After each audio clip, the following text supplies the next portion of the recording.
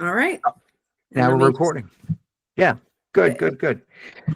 Okay, so Julie Bolthouse, thank you for coming on and talking with us today. Just so everyone who is just listening to this, just give us a little bit about who you are, what you do, your background. So I am the director of land use with Piedmont Environmental Council. And so I've been working on data centers for several years. I've been with Piedmont Environmental Council for 15 years. And the reason we got into the data center issue is because it was really affecting 50 years worth of conservation efforts that we've made. Our organization was started in 1972. We focus on protection of our communities, the water resources, the land resources, air quality, making sure our communities are high quality places for people to live, work, and play.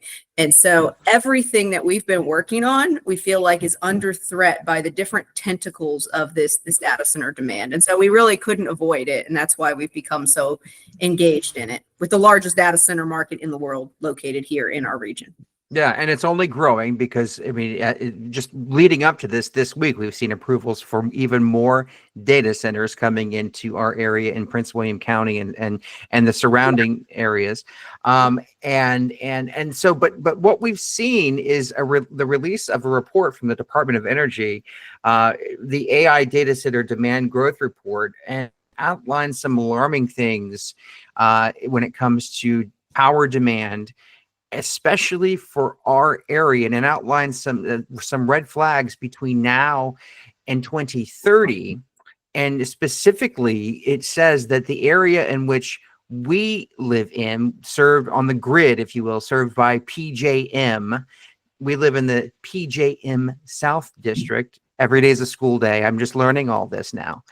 And we, because of the massive growth of data centers and the demand that's being put on our grid, specifically where we are at risk of more power outages between now and 2030 than any other spot in the United States. And I think that just, when I saw that jumped out at me as, wow. Yeah.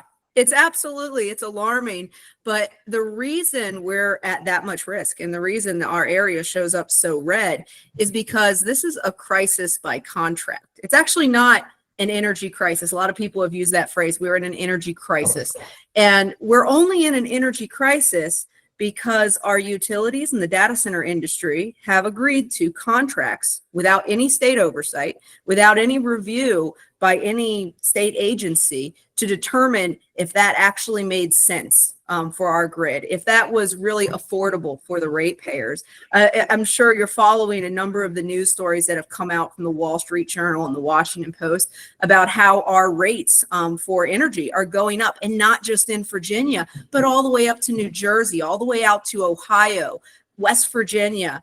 All of the PJM market is now facing higher prices due to the capacity constraints that are driven by this exploding demand from data centers. Again, by contracts that were agreed to by our utilities with the data center industry with in-service dates and on timelines that were created by them, again, without any review or any agency saying if those timelines made sense. And so what I really want to emphasize is that this is an artificial crisis, that we could just say, you know what, actually, we need to push back those in-service dates significantly until we can actually provide that energy in a cost-effective manner that's not going to threaten the reliability of our grid, and that's not going to pollute our environment and threaten our communities.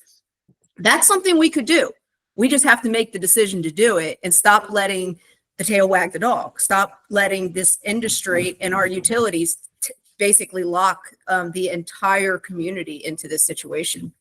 When you say push back those service dates, what does that mean? I mean, could that mean that a data center that has been built and is ready to come online, if you were to say, hey, wait a minute, I don't think our grid's ready for that yet. What is that as a whole? What does that look like?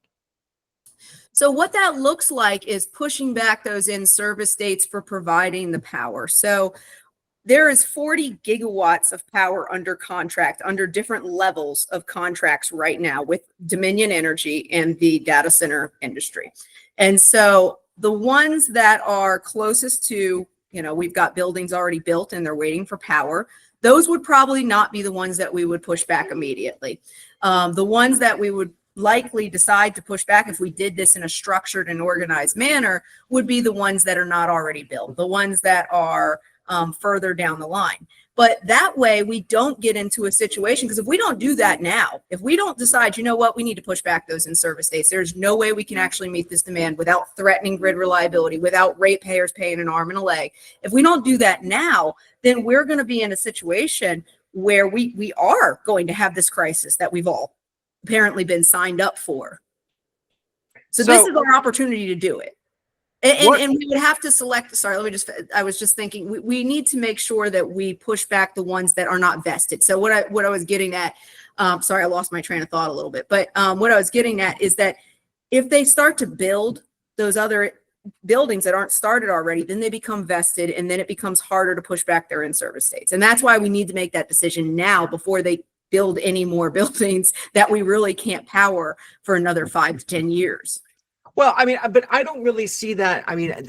Covering this as long as I have, and as many press conferences that I've been to that you have led, Dominion and the people who supply power, they're in the business of doing just that, right? They're not in the business of curbing power or trying to say, no, please don't give us any more money. They're in the business of ensuring, I think they have one mission, and that is to serve their customers and make sure their customers are connected. And so if they have to build more infrastructure to do that, they will do it, and they will pass the cost of that infrastructure on to us, the people who pay electrical bills, right? So they have demonstrated time and again that is what they do, and they don't show any signs of stopping. So who would be?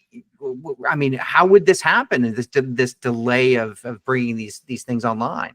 There's a variety of different ways that this could happen. The utility itself could declare a moratorium. It could try to declare a moratorium. That actually did happen. That's not that far-fetched. It did happen with AEP in Ohio.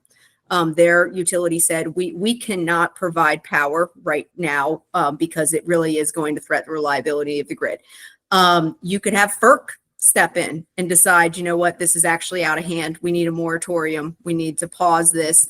We need to push back in service dates. This is actually entering a realm of critical outages potentially happening.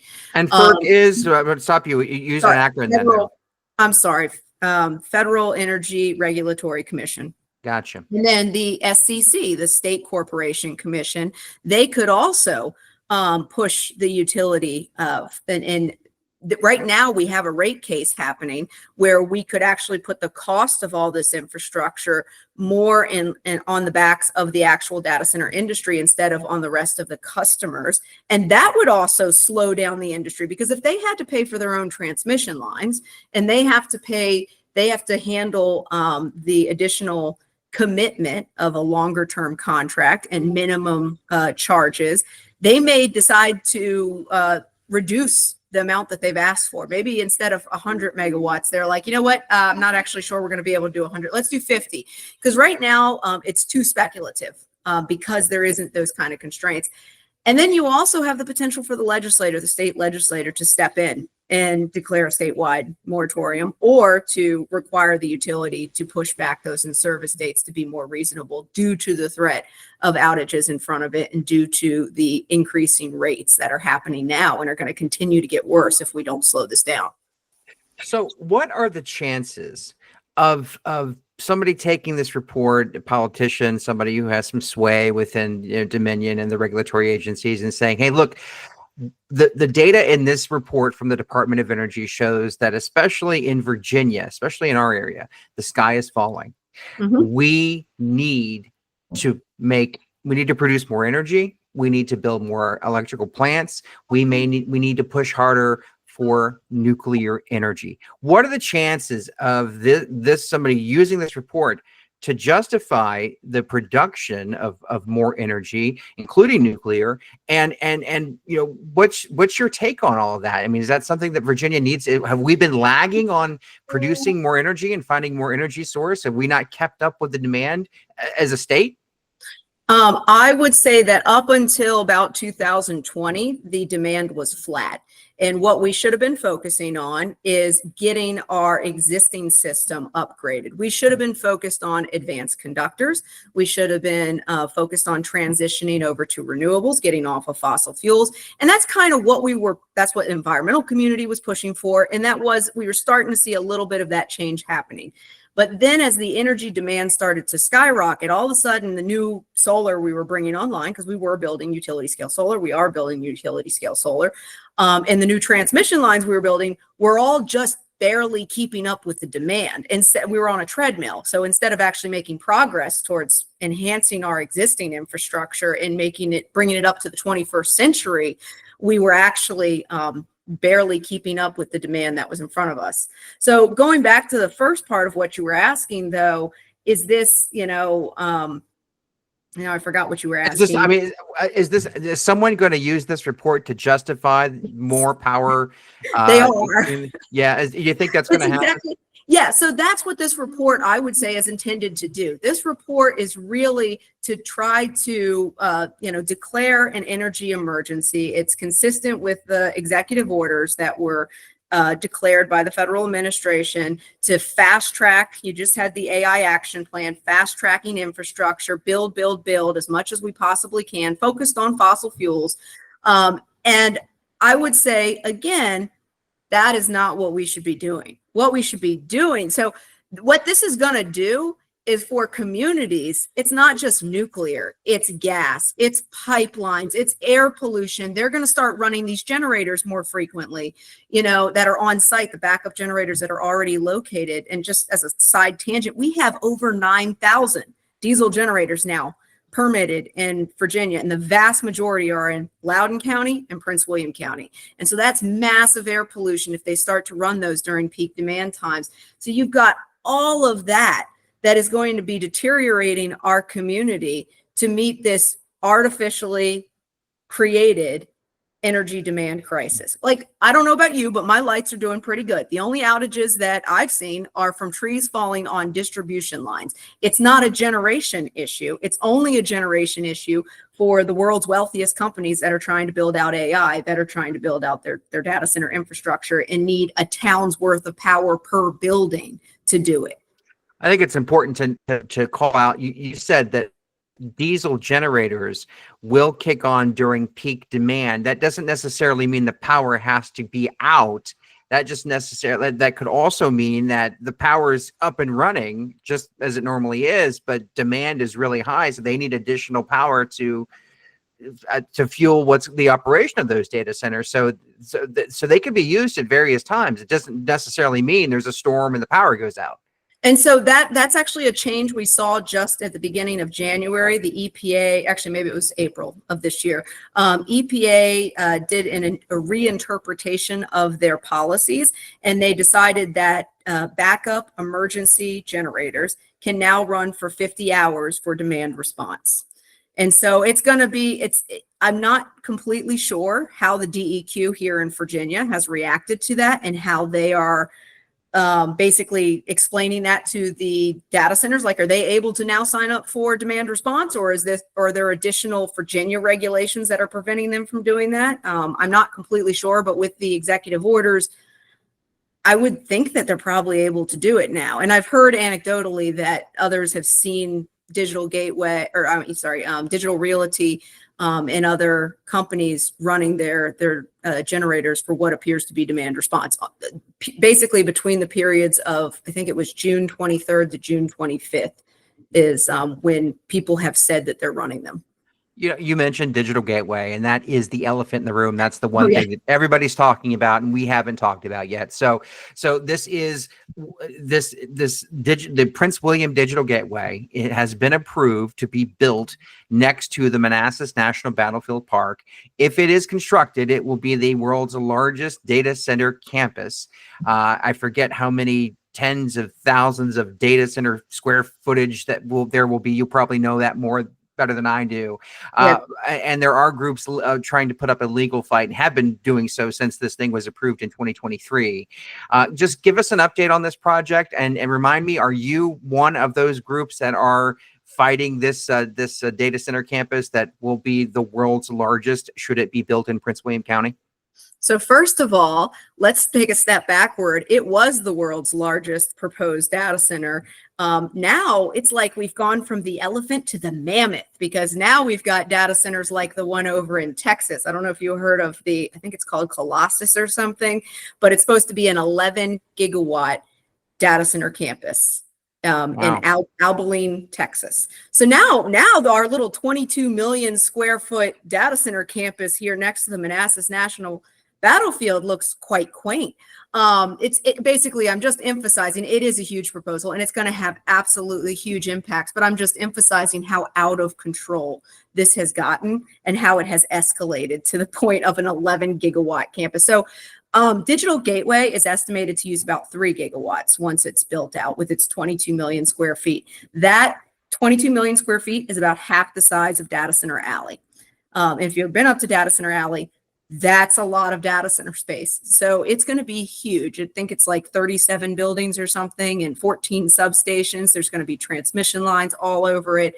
But to answer your question about PEC's role, we were absolutely opposed to the project. We wrote letters about the project. We actually put together the illustrative images that the applicant had put forward. We chopped them up and actually put them together so people could see holistically just how massive this project was going to be. But we're not engaged in the lawsuit necessarily.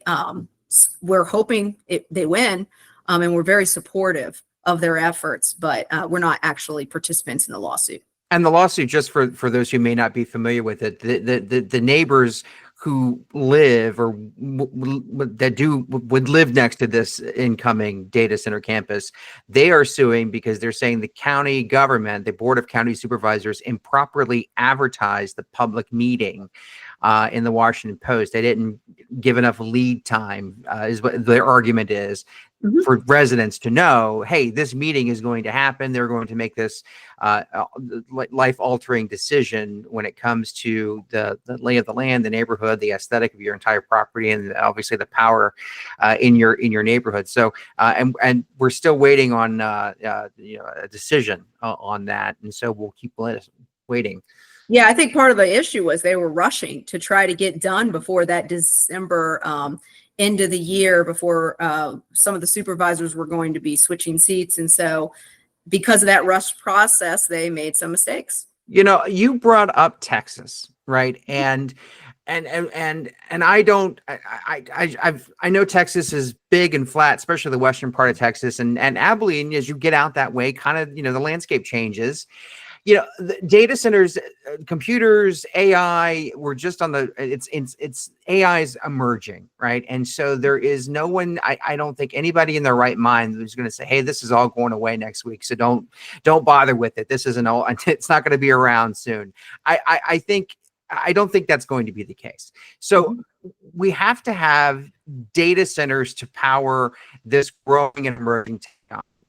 So if we accept that as a fact, where should these data centers go? We know the companies that are building them here, like Virginia, because of its climate, right? It's relatively temperate. We get few storms. We don't get a lot of tornadoes, hurricanes, blizzards. It's a very temperate climate to build something if you want the things inside of your building to keep working on a regular basis, serving customers across all over the world. But the problem is that they're building them right here in some of the most populated areas in the United States. So where should these things go? Okay, so first, I'm going to go to the first point you made, which is, yes, we absolutely do need digital infrastructure, and AI is not going anywhere. Completely agree with you. It has a lot of very awesome uses, a lot of helpful things like solving challenging diseases and helping us to manage our flights and address climate change and look at the different create different models and help us to come to new solutions. So it has a lot of capability and a lot of opportunity in front of it. However, we also need houses, right? We all agree we need houses. 2008, we had a bubble and we had a big crash. And so just because we need something doesn't mean that this can't be a bubble. So I want to just emphasize that, because I do think it is a bubble. And I personally, that's not necessarily in PEC's wheelhouse to address that aspect. But on a personal level, to me, it's very clear that when we've got campuses that are 11 gigawatts being proposed out in Abilene, Texas, and you've got multiple size campuses of that scale popping up all over the place, Indiana, Ohio, and of course here we've got these massive campuses. You have to start asking the question of, okay, yes, it's really cool, and yes, we're going to need a lot of capacity, but that much? And then also, what about supply chain constraints? Can we even get enough batteries for UPSs? Can we get enough gas turbines for this? Can we get enough transformers? Can we get enough, all the different things that we're going to need, chips, computer chips? And so it starts to reach the level of absurdity where you're like, I'm not actually sure how real the level we've reached actually is. But I agree with you. It's not going anywhere. We will still be building data centers probably for a little while. But I do think there's going to be a point where we realize, oh man, we just really overshot that. But anyways, so where do they locate? Where's the best places for them to be locating? I would point to the fact that Virginia already has 265 million square feet of data center space approved in Virginia. And so, and we have 60 million that's existing. It's not even fully built out. So that 60 million is built, but it's not even fully powered yet. It's not even full of chips and servers yet. So I think we have a lot of space to choose from in that 265 million. In other words, I don't really think we need to be identifying new places for it to go. Out of that 265 million, what I would say is that we need to have the places that are not on top of our schools, not on top of our communities, not on top of our parks. That would be the first one. And then the other thing is we need to do it more sustainably. Like we really should be integrating in the most highest levels of efficiency standards, which the industry knows what the green building practices are. There are LEED standards for data centers. There's a lot of technology that could be implemented that's not being implemented. And the reason is because the top priorities of the industry is speed and scale. They want to move as fast as they can, and they want to build as big as they can. And until they stop making those the two highest priorities, we're going to keep getting unsustainable data center growth. So we really need to be focusing on that aspect. So I hope that answers your question, because that's the best answer I can give. Hey, listen, I certainly appreciate you coming on. You're talking to me about this. I'll make it public. I have invited several people to come on and give their opinions, from the chambers of commerce to the Department of Energy. And so far, I have not received anyone other than you who has agreed to come on and share your thoughts about this. And I think it's a very important story, and a lot of people don't really know the magnitude of what is happening as we speak, all these things that are being built. So, we need these, we use this stuff every day. This technology has become ubiquitous within our lives. And I don't think it's that far off before it starts driving our cars and, making our food. And so it's only growing larger, but it comes at a cost. And I think that we should be talking about that. And today we did. So thank you so much for coming on. Absolutely. I really appreciate you having me, and happy to chat further at any time.